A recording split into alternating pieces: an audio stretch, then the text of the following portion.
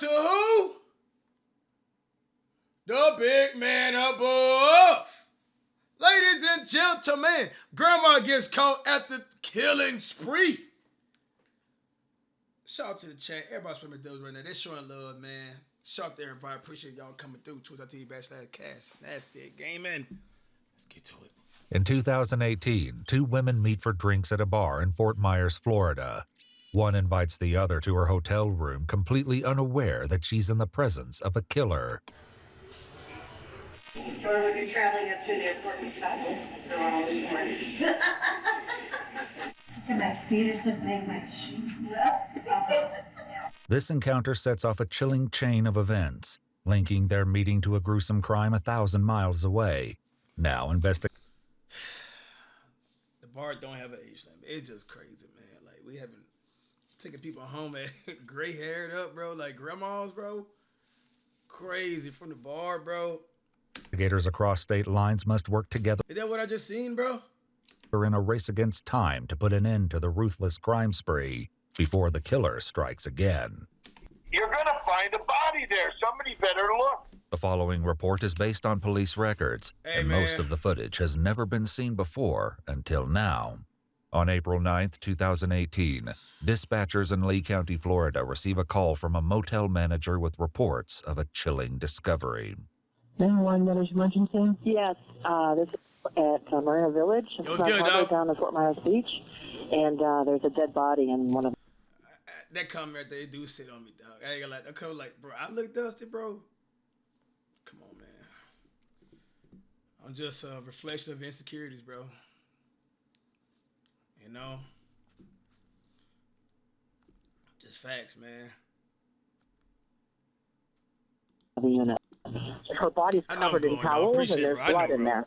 The manager explained that several units were experiencing a plumbing issue, and every other unit had been checked except for room 404. When I walked in there, I said, front desk, and no one answered, and the master bedroom was closed, and all the stuff was there. So I didn't want to interrupt thinking there was nothing there. But my boss said, no, go in and make sure, because it could be in that particular bedroom. So I went back up, and I opened up the master bedroom, and the door to the bathroom was closed with towels on the outside of it. So when I went to open up the door, something was blocking it, and I got scared. Too afraid to investigate alone, the manager asked residents in the neighboring rooms to peek inside.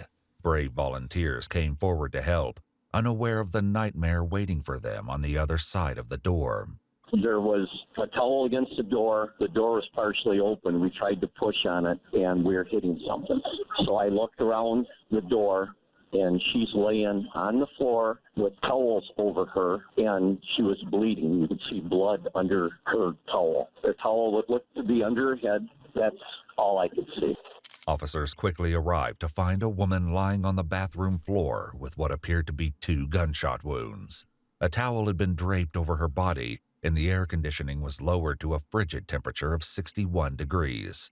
The guest bedroom showed signs of use, and multiple wine bottles along with dishes piled in the sink indicated another guest may have been staying there. Whoever it may have been was nowhere to be found. What? Police discovered that room 404 was rented by 59-year-old Pamela Hutchinson, who was captured on surveillance checking into the Marina Village condominium 6 days ago on April 3rd. Barely made it by the bell. Pamela Hutchinson. How are you today? Good. You're right, the traffic was... Need your driver's license and a credit card. Pamela reaches into a small silver purse, which was later discovered in her motel room. However, her credit cards and identification were missing. More importantly, she checks into the motel alone, raising questions about who was in the room with her. Searching for answers, investigators continue reviewing the tapes, unaware of the unnerving mystery that's about to unfold. At 3:44 p.m., Pamela pulls into the parking lot of Marina Village in a white Acura with Florida license plates. Bro, what's killing me is the fact she is a grandma. Like, I always speak to older ladies, bro. I hold the door open and things of that nature. You know what I mean? I have a conversation. Hello, how you doing? And things like that nature, bro. Like, what? You can't trust a grandma nowadays, bro? Shortly after checking in, Pamela exits the elevator and heads to room 404 by herself. However, the following day, She's no longer alone. As she approaches the elevator at 8:13 p.m. on April 4th, she's now accompanied by another woman who bears a striking resemblance to Pamela. They appear about the same age, height, and build. Hey, what did you do? Stay out all night, Sam, and then sleep all day because you don't have any fun? Yes. And I don't have to sleep all day. They're seen again the following day at 12:45 a.m. on April 5th, entering the elevator and once again heading toward the room. So, no, I like that. It's been got 2 TVs and very funny. I don't know what's supposed to be very good. Or when you're traveling up to the airport and stuff, they're all these mornings.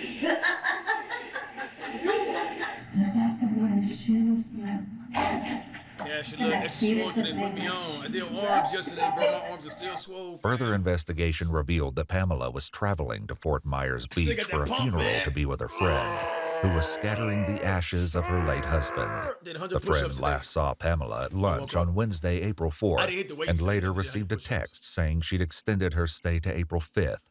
However, when she sent a text to Pamela at 10 p.m. on Thursday, she received no response. Surveillance footage shows the unknown woman meeting with Pamela at a restaurant on April 5th at 5:14 p.m. They share a high five, engage in lively conversation, and have a few drinks at the bar. Over 2 hours later, Pamela pays for her meal with a credit card, while the other woman pays in cash. They leave the restaurant at 7:43 p.m. and are seen exiting the elevator and heading toward Pamela's room together. Pamela would never be seen alive again. The answers to what happened to Pamela are with the... These are two ladies. I got to begin the video wrong. So this right here, two ladies. I thought the ladies was going, to the bar to socialize and taking somebody back to the room. Bro. Other woman, but she is now missing. As investigators, they could be lesbians, probably. I don't know. Review more footage. They note that on April 5th at 8:30 p.m., just 45 minutes after leaving the restaurant together, the unknown woman emerges from the room alone. Officers note that she appears distraught, upset, and possibly crying. As they continue observing the footage, the woman's next actions leave investigators deeply suspicious of her involvement. On the morning of April 6th at 6 a.m., the suspect heads to the elevator carrying the same purple luggage bag that Pamela had been seen with earlier. 2 hours later at 8:30 a.m., a woman claiming to be Pamela extends her stay for 3 additional days. She provides a credit card over the phone, but oddly, the card doesn't match the one used for the reservation. Minutes later, the suspect begins making several trips to and from the parking lot. Pamela's car is seen backing into a space in front of a white Cadillac Escalade. The suspect then begins to transfer items from the Escalade to the Acura. The Escalade leaves the parking lot at 12:42 p.m., but the suspect returns on foot nearly an hour later at 1:32 p.m., where she stays for several hours. Finally, on April 6th at 1:51 p.m., she heads for the parking lot and is seen driving away in Pamela's white Acura, leaving her body to be discovered 3 days later. The suspect has vanished without a trace, and as there's no record of her staying at the motel... Bro, this is your grandma! Bro, she moving like a real serial killer, bro. Calm poise, bro. Her identity remains a mystery. Investigators are left with many haunting questions. She's not shaking or Who nothing is this out woman, and what role could she have played in Pamela's death? The answers may lie over 1,000 miles away, where an unfolding investigation reveals shocking connections between the cases, far more twisted than anyone could have imagined. 2 weeks earlier, on March 23, 2018, a call is placed to the Dodge County Sheriff's Office in Blooming Prairie, Minnesota, where uneasy concerns soon lead to an alarming discovery. Could I speak with a detective, possibly? My name's Greg Oswald. We have right up to the point of missing person here. My business partner, and there seems to be something seriously wrong. Okay, how so? Well, I haven't been able to talk to him for 16 days, and neither of any of the employees. He's never done this. Dave's never done this. In the 20 years I know him, he's very involved in our business, hands-on. Okay, and what is his name? David Riess. Greg further explains that the Prairie Waxworms farm is just 100 feet away from David's home, where where he and his wife Lois reside. Thomas, the farm's manager, explained their concerns began 10 days prior on March 12th. Lois come down to the shed and told me that David was sick and he would not be down today. And she also wanted me to take care of the payroll because we get paid every bi-weekly. David having some health issues in the past, I did not think anything of that. Soon, David's co-workers became suspicious after unsettling differences emerged in their usual communication. The texts we were getting from his phone were not his texts. It just wasn't Dave's style. Dave didn't abbreviate, didn't punctuate, didn't. You could tell it wasn't him. Thomas, Greg, and other employees claimed David's text messages seemed to change around the same day Lois began telling others he was sick. He does talk text. That's what he's always done, you know. And the ones I was getting was like all exclamation marks and commas and dots and thanks abbreviated with X instead of spelling it out and stuff, you know. Okay. Yeah, and he doesn't normally do that? No, he just texts and it spells out the full words. Despite their concerns, on Monday, March 19th, 8 days after he was first reported to be sick, Lois assured Thomas that David still had plans to attend a fishing tournament set to take place the following Friday. March 23rd, I watched the live weigh-in of the Cabela's Masters Walleye Circuit that David was supposed to be at, according to Lois. When they announced David's name, I did not see him, and I became very concerned. He then called Greg, David's business partner, who contacted local police to perform a welfare check on David. Deputy Hoffman from Dodge County Sheriff's Office arrived at the house on March 23rd at 6:49 p.m., but no one answered the door. Through the window, he noticed the television and gas fireplace were on. With nothing seeming out of the ordinary, the deputy left, unaware of the horrifying secret hidden inside the house. We were so frustrated sitting there talking to these people, because mental health people are going to go out and check, and that guy says, "You're going to find a body there. Somebody better look." Determined, Greg once again calls Bloomington Prairie Police. This time, officers Peterson and Peach returned to the house. One officer boosted the other, lifting him just high enough to peek through the bathroom window. Lying on the bathroom floor was the body of 54-year-old David Riess. Was it capping? Though investigators in Minnesota would have no way of knowing it, the chilling discovery of David's body would soon reveal haunting parallels to Pamela's death in Florida. David was discovered in an advanced state of decomposition, with a green-colored blanket laying over his body, in a similar manner to the towels draped over Pamela. He had multiple gunshot wounds to his torso. The window was left open, bringing the temperature in the room to a chilling low of around 30 degrees. The eerie similarities raise harrowing questions. Is this simply a coincidence, or the beginning of a brutal killing spree? With many questions for David's wife, Lois, Minnesota investigators begin looking for her, but she's nowhere to be found. In an effort to trace her movements, they review local business surveillance, starting from the last time the couple was seen together. On March 11th, David and Lois both enter their local general store. David walks out at 9:01 a.m. and would never be seen on surveillance footage again. The following day, Lois explains to Thomas that David has fallen ill and would begin using David's phone to text his co-workers. However, as Thomas explains, it was more than the unusual text messages that left him concerned that something was terribly wrong. We have a money bag in that's where my drive slips go and all our checks from our customers. Okay.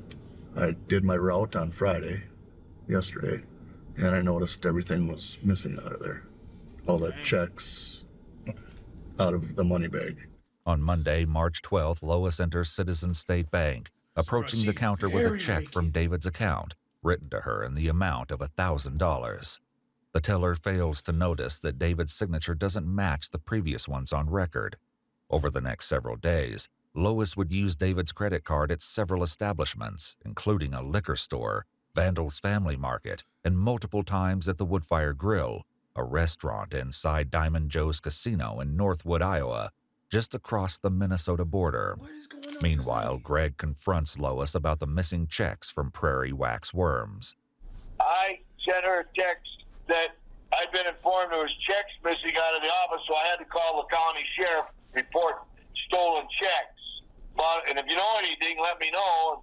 So she called me back in a couple hours and said, well, I got the checks. Dave sent me down to get them. They're up. I got them. At that point, I said, Lois, I need to talk to Dave.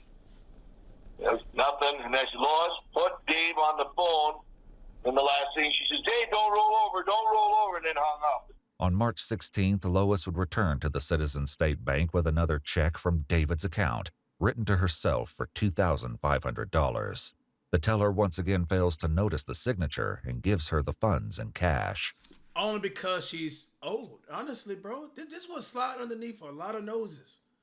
Like, she's just literally camouflaged to, like, the average old lady, bro. Like, no one pay attention, like, to older people just walking in public, bro. Sad it is.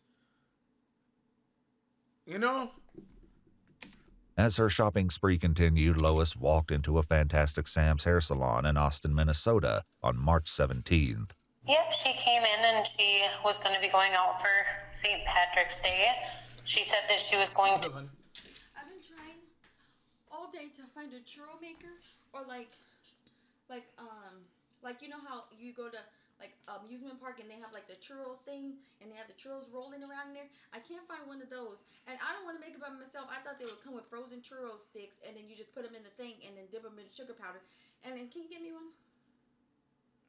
A churro maker? Yes. Because I've been craving it. How much is it? I guess we gotta like find one. You know they probably sell it at the Mexican store at Verlada. No, because I would have been caught if they did. Yeah, just go on TikTok. I've been on TikTok. I've been on Amazon. You want to taste it? No, I'm good. Why? No. Want to taste it? No, I want that. I'm good.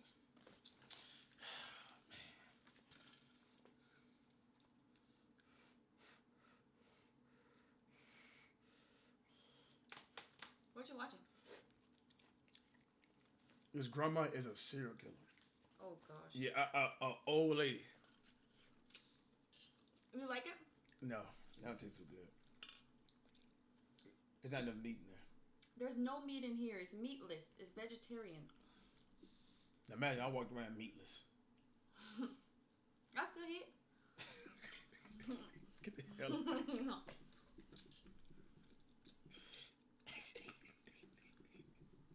What you talking about? Somebody left a comment and said, Cash, like, you look dusty, man. Like, you look like you don't take a shower, look like you stink. Who? Who? Somebody in here, man. You do not look like that, not even close. Boy, bye. That's what they said, babe. Tell him to send his picture of himself right now. I told to be going to Diamond Joe Casino, so she wanted her hair to look like Peggy. Now, I used to be dusty. I know that for sure. Who's here since day one, man? Oh, yeah. That Walmart cash was dusty. I used to skip baths. Oh, my God. Why are you telling me all your business? Good.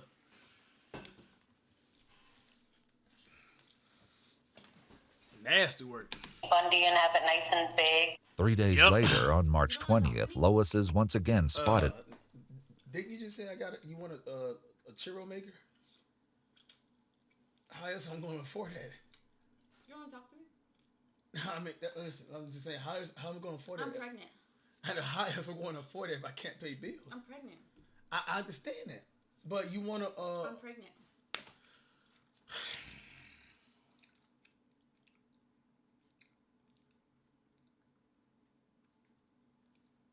You want to talk about how my day was today? Yeah, what you do today? I was with you. Oh yeah, all day, huh? Yeah. We was with each other all day on today. Yeah. Like not 1 minute or long, like. Well, not this morning. Why were we this morning? I went to go get Ava. Oh yeah, but other than that, like we're together all day. You not tired of that? No, I love you.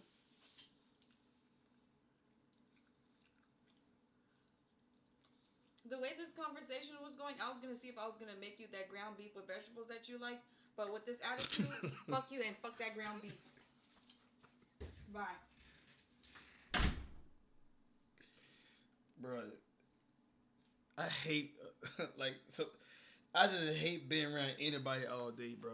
Y'all, do y'all feel that, y'all? Like, I don't know. Some people can be around people all day, bro. Like, I can't be around people all day. Like, I just,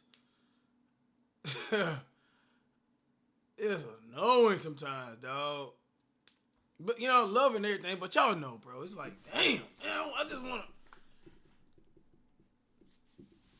to. On camera at the general store, this time wearing the same hoodie that David was wearing on the last day he was seen alive. At this point, David hasn't been seen in 9 days. Over the next 2 days, Lois returns to the bank, depositing over $8,000 into David's account at the drive-thru before transferring the money back into her account. I'm just in awe that they would take a check from one company to Prairie Waxworms and let her cash them. She cashing in. But it looks like about 12 grand minimum, 14,000. Okay, so they were actually the company checks? Yep. Well, not Prairie Waxworms. It was our customers' checks who had paid us, made payable to Prairie Waxworms. Lois would hit the Diamond Joe Casino again on March 22nd, where her unusual behavior caught the attention of a casino regular. Just kept acting like she was real suspicious on who people were and what was going on, you know? Like, she wasn't quite sure of her surroundings, who she could trust and who she couldn't. Okay, so paranoid, basically? Yeah, kind of. Finally, on March 23rd, when David fails to appear on the fishing tournament's live stream, Lois steps into the Citizen State Bank for a final time. She presents a $7,500... What? She running it out, boy! $100 check from David's account. Somebody said, punch made granny.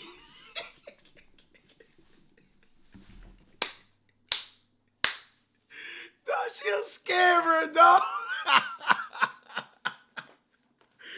No, she's a scammer, fam. Dog, this is wicked, bro. Yo, Michael Anderson, yo, cash on 5859 115 120. I got real fat metabolism. Any tips to gain weight in the gym 45 hours a week, but I weigh 4 hours a week. Bro, all you need is 30 to 45 minutes of intense training. Take a pre-workout. But the most important thing is your nutrition. You got to eat more than what your body is burning. Just simple as that, bro. I don't care if you just feel like you got to throw up. Swallow the throw up, bro. You need to put calories in your body. You need to fuel your body for the workload. Simple as that, fam. I get the back video. Writing spring trip in the memo. After the teller delivers the cash, Lois takes David's white Cadillac Escalade and vanishes. It would later be discovered abandoned on Fort Myers Beach in Florida. As a detective, you got any inkling if she's in an area? Do you think she's just... God damn it, I don't know how you get away. No, nothing so far. I just don't know. Detectives in Minnesota and Florida have yet to realize the shocking connections between the murders of Pamela Hutchinson and David Riess. But a lucky break will soon drive the two separate investigations toward a fateful collision. 3 days before Pamela's murder, Lee County Sheriff's Office in Florida... Y'all know what, bro? Y'all ever had dorms? And then when y'all, went to college and everything, bro? Like, this is what you do when you smoking in your dorms. Facts in the chat, bro. So I'm sitting here like, bro, what? Or you live in an apartment building, bro. When you chiefing. Riess. But 3 days on one call. Hi, there's an ATV out for a Lois Riess from Blooming Prairie, Minnesota in Steele County. She just got out of her car at my Florida house. I also live in Blooming Prairie, so I know about the whole thing. Look at this. She's in a white 05 Escalate. Okay, and you do some research in Steele County, Minnesota, that's trying to find her. Okay, so she has a warrant, is that what you're saying? Yes, for the possible murder of her husband and for sure for embezzling charges. Earlier the same day, the 911 caller, Tessa's daughter in Blooming Prairie, received a call from a woman named Stormy Liberty, who claimed to be Tessa's friend and asked for her address. Stormy Liberty was later identified as an alias that Lois used when opening a cell phone account. She was gone by the time police arrived, and just 3 days later, Pamela's life came to a tragic end.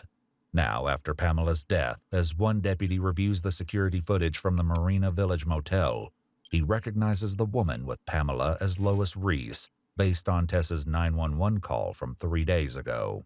I do rentals, so she had a little notepad like she was going to rent, but that's what I thought. And then she got out, and she saw me. I said, can I help you? And she looked at me, and she said, oh, I'm in the wrong place. And she quick got into her Escalade. You said it was a 2005 white Escalade?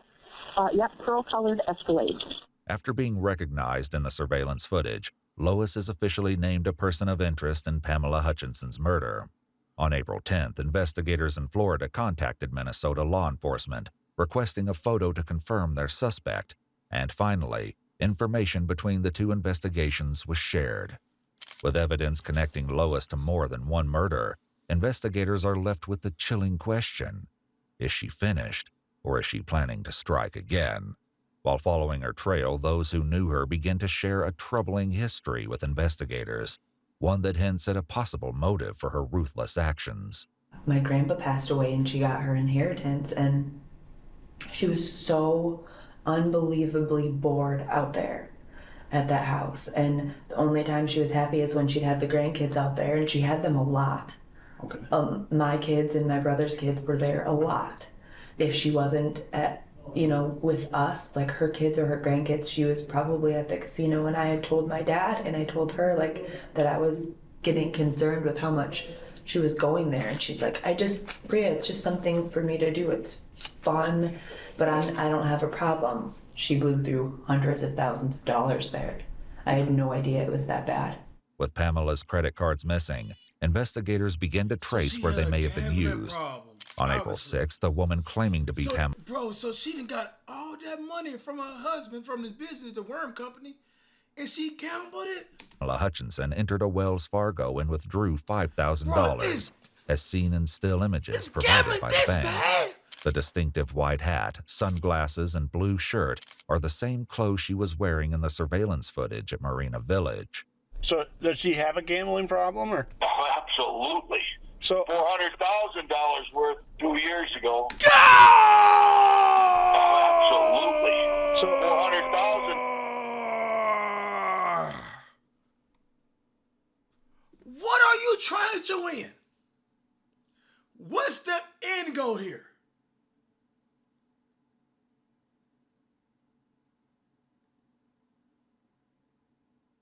Freedom? No, bro. She already got the bag, y'all. From when her grandma passed away, right?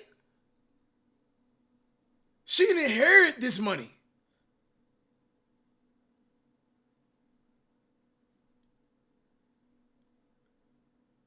Man, what?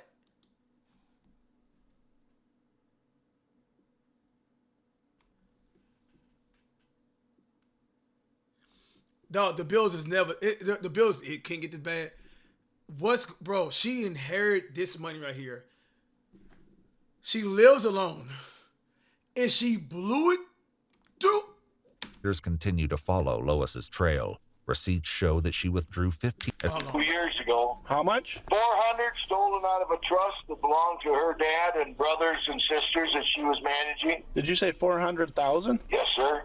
As investigators continue to follow Lois's trail, receipts show that she withdrew $1,500 from an ATM on April 7th, one day after leaving Marina Village in Pamela's stolen car. You so stupid. You leaving a trail. I'm not saying it's okay to go around just, murder people, but you're leaving a gambling trail. You're not even trying to escape. You're trying to escape to go to another casino and gamble more. How did he make it so she couldn't have any money, do you know? Well, I think the last go-around, you got to read between the lines with me. This is just conversation with Dave. Shout out to Henry I Fitness, know all dog. credit cards were taken away. I know she had no bank account. She wasn't a signature on any of his accounts. Investigators also discovered that Lois had recently checked into the Hilton Hotel in Ocala, Florida for a day, using Pamela's credit cards and forging her signature on the room service receipts.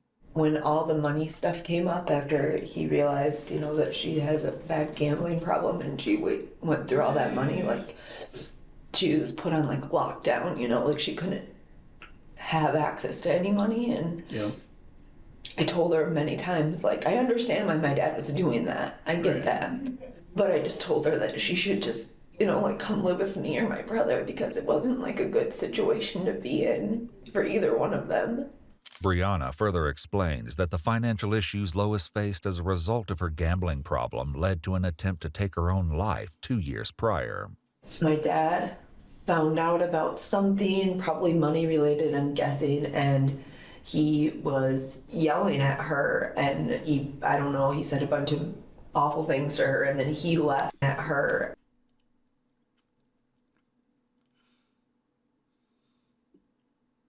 Is that a strip pole, man?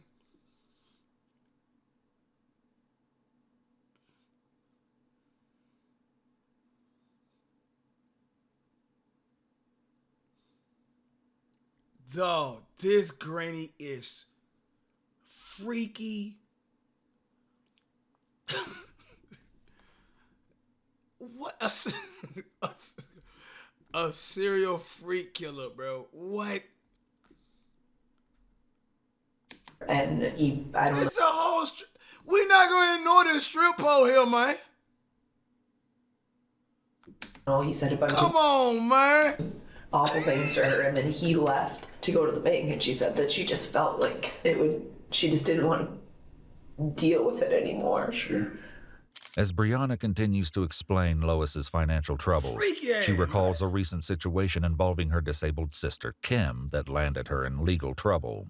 My mom actually took care of my aunt for like 2 or 3 years. She lived with her, and was really, really, really awesome, and like did everything by the book that she was supposed to. And when she got into gambling, I think she took some money from my aunt Kim. Okay. They were going back and forth. My mom skipped the court thing.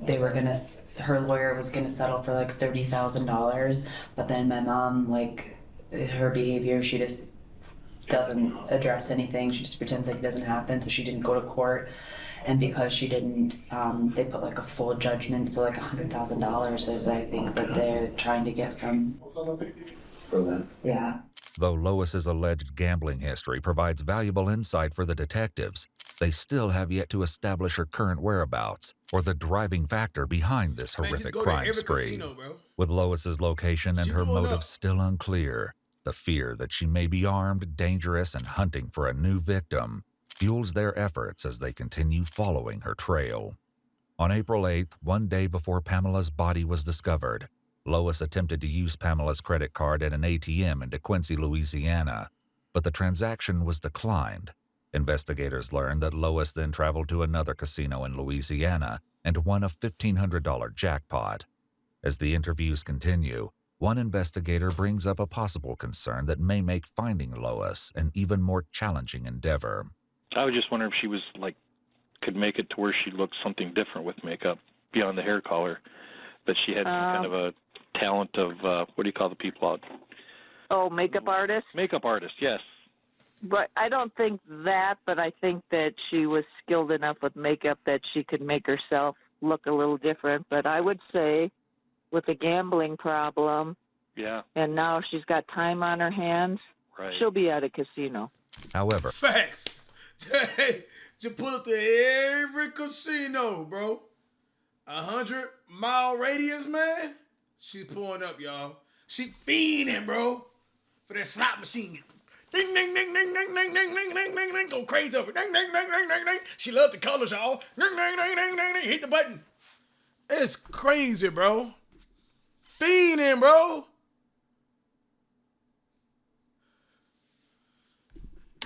Lois's son Billy has a far more grim expectation for how this fugitive search may end.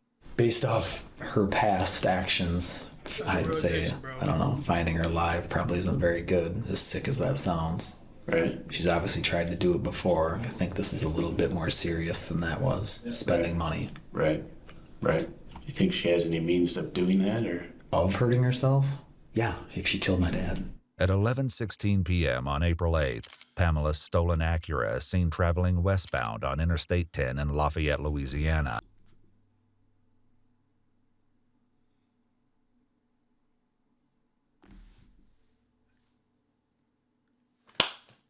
I might have seen her before.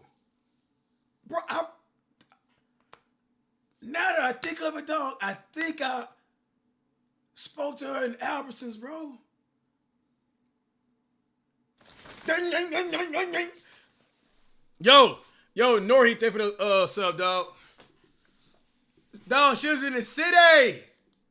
And once more on a license plate reader in Texas before the trail goes cold. With Lois continuing to cross state lines, a U.S. Marshals task force takes over the investigation and issues a BOLO for Lois Riess. She's now wanted for 2 murders, grand theft auto, financial theft, and identity theft. As the case gains national attention through widespread media coverage, she earns the nickname Killer Grandma. News outlets nationwide ask anyone who sees Lois or her vehicle to come forward. When a promising tip brings investigators one step closer to ending her reign of terror, one question remains. Can they get to her before she disappears once again?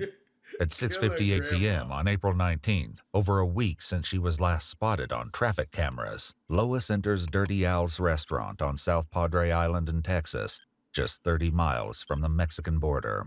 She lingers upon entering, taking a moment to look at the posted menu near the main cash register. It isn't long before an employee sees Lois and stands watch. As she suddenly makes for the exit, the 2 male employees briefly converse before following her.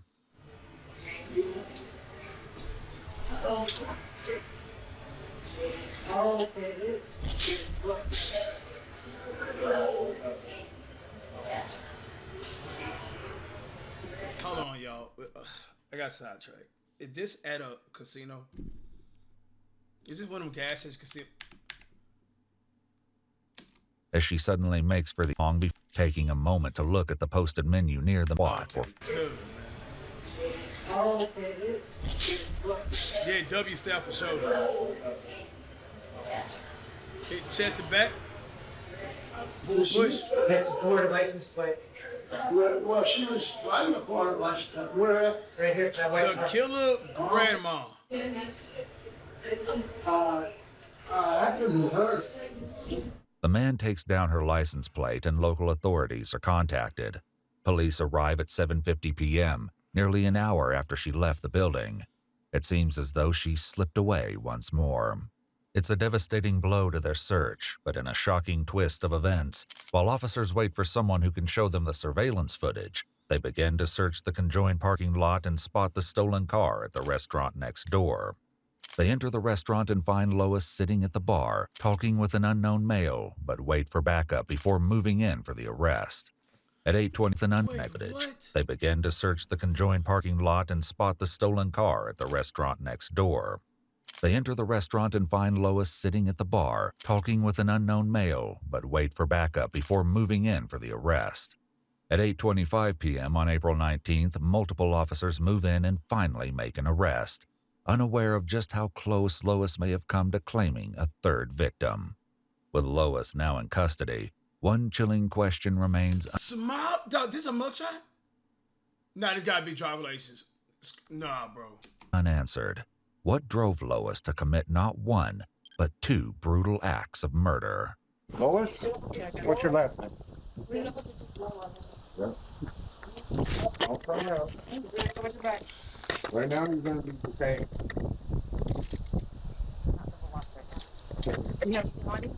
Bro, this is my grandma. This is the Killer Grandma. Double lock it. We're gonna talk to her. Okay, no.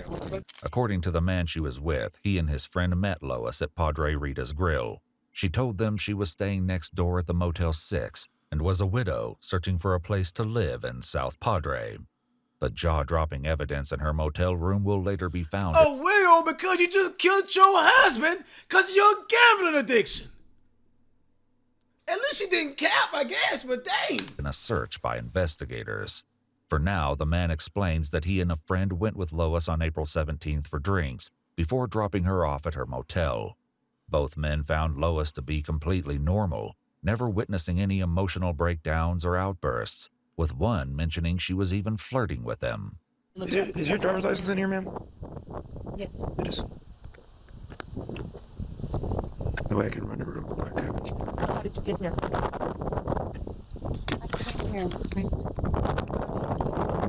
Those are 2 cars. maybe. Okay, this one right here. Just an FYI. Okay. It's not really your car. Okay. You wanna run her real quick? It's out of Minnesota. It's in there.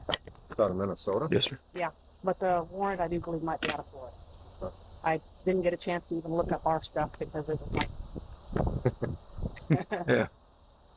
How that is. Lisa, if you wanna. I'll get my cuffs back when we get over there. Just go ahead and grab your unit and Bro, look how they show follow her him to the respect to station. their elders, bro, because she's older, bro. When news of her arrest broke, a woman came forward with a harrowing story. She told investigators that while eating alone at a restaurant on the island, she befriended a woman who identified herself as LaDonna, who was recently widowed and spending time away from her family to grieve. They met again for drinks on April 15th. The woman allowed LaDonna to come home with her, letting her stay in her guest bedroom. They had plans to meet again on Friday, April 20th, just one day after her arrest, where she learned LaDonna was Lois Riess. When investigators from Minnesota and Florida learn of her arrest, they fly to Texas to meet with Lois for an interrogation. However, Lois invokes Miranda rights and asks for a lawyer. Eventually, Lois will break her silence and recount the shocking details of her final moments with David and her motives for pulling the trigger. For now, Lois raises an unusual concern. The process for getting you out of here takes a little bit of time, and you got to get transported back to Florida. So I imagine in a couple weeks, we'll see you back in the Lee County Jail, and then from there you'll be eventually going back to Minnesota to deal with the charges up there. Okay. Do you have any questions of us right now? Brother, I'm saying no one would ever expect her to be a killer also on the outside. She like an innocent grandma. Facts. That's what I'm saying. Dog, it's just crazy, bro. They put me in a room that has a bed. I'm sorry? Will they put me in a room that has a cot or something? When you come to Florida? For 2 weeks, Oh, here? I'll sit on that bench? No, I believe you're going to be transferred to a sheriff's office in the area. Cold world for sure. Okay. You'll have to see a judge, I think, for extradition purposes in the morning, a magistrate. And then from there, you'll be going to a sheriff's office where they'll house you until we come pick you up. And they'll be able to answer some of those questions that you have on the bed. We just don't, we're not from here. So if you do have some of those concerns, Well, they just- when you go downstairs, I just know it'd be better for my edema and my blood pressure, like they said.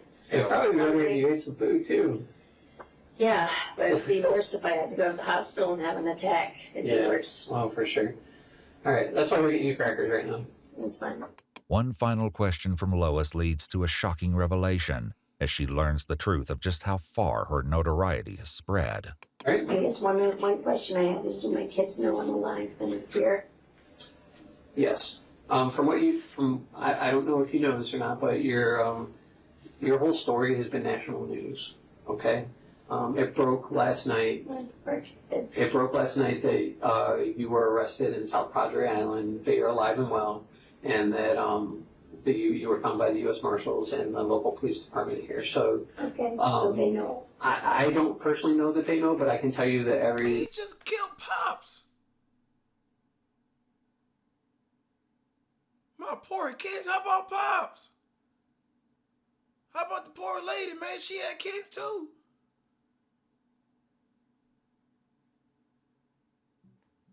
Y'all know that bank teller got fired, right? Y'all know that, right? How about her, bro? She can't pay bills no more. She ain't bank teller no more. Y'all know that, right?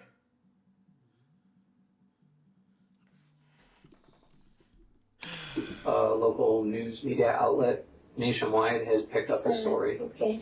Before searching Lois's motel room, investigators spoke with an employee of Motel 6. She says Lois claimed to be a victim of domestic violence, hiding from her husband, who was a cop. When she next saw her, she appeared to be completely different, even dressing more provocatively. During one freaky ass grandma, man.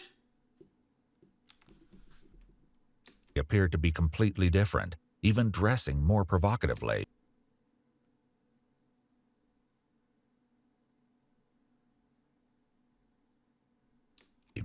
During one conversation, she heard Lois say, I need a sugar daddy before asking about another customer's. Sugar daddy, you're the sugar grandma.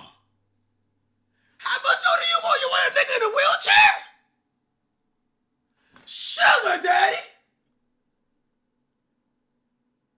I'm looking at you like you gonna make like you gonna buy me the new Jordan 11s next week. What?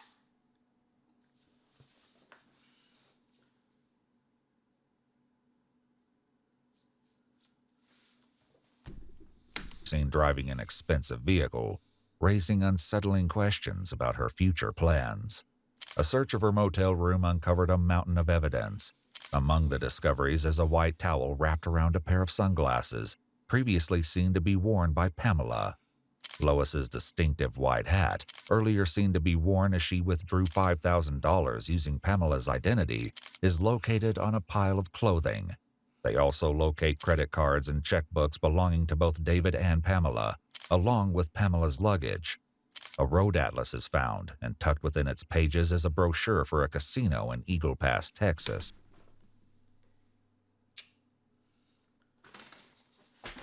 Ding, ding, ding, ding, ding, ding. Bro, it's crazy, bro. Freaky ass grandma, man. They also uncover Pamela's driver's license, and finally, 2 loaded firearms. With a mountain of evidence against her, Lois is extradited to Florida and held without bond to face charges for the murder of 59-year-old Pamela Hutchinson. To avoid the death penalty, Lois pleaded guilty on December 17, 2019 to 1 count of... Look at this freaky grandma, bro. Bro, she tried her best to go back to her younger days, bro. She tried, bro, dog. She tried it, y'all. All day she missing is Cleveland's missing, bro. Like, bro, this is a grandma build, man. Like,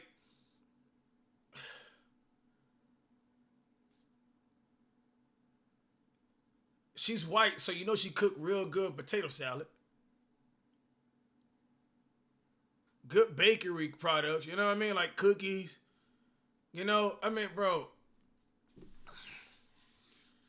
This crazy, bro. Freaky ass grandma, bro.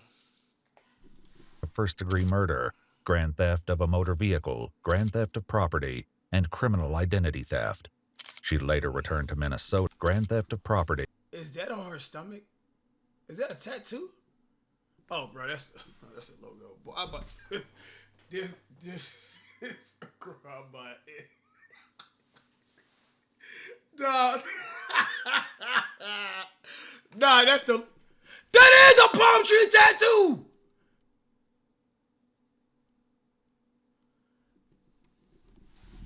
Freaky ass grandma, man. Strip pole having grandma, man. And criminal identity theft. She later returned to Minnesota to face charges for the murder of 54-year-old David Riess.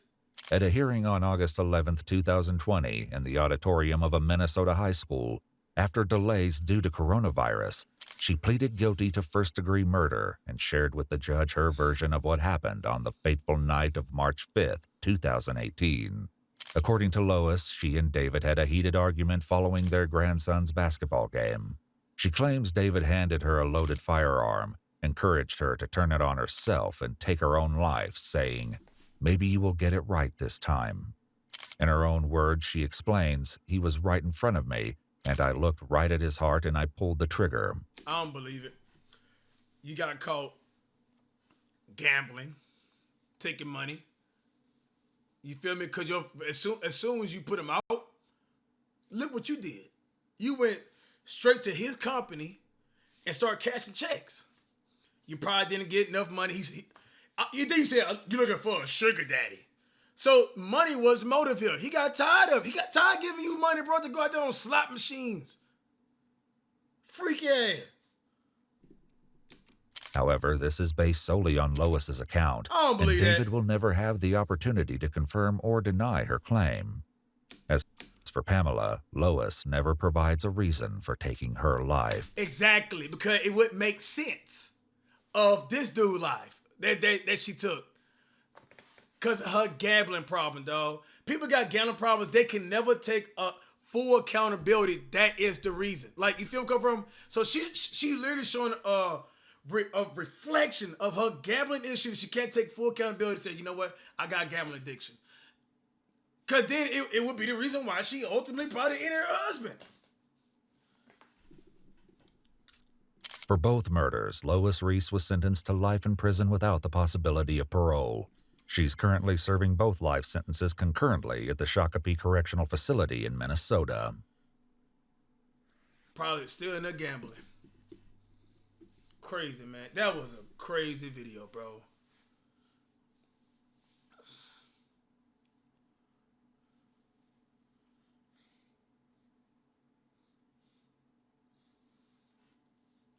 Cat, if you was a judge, man, give it a life, man. For real.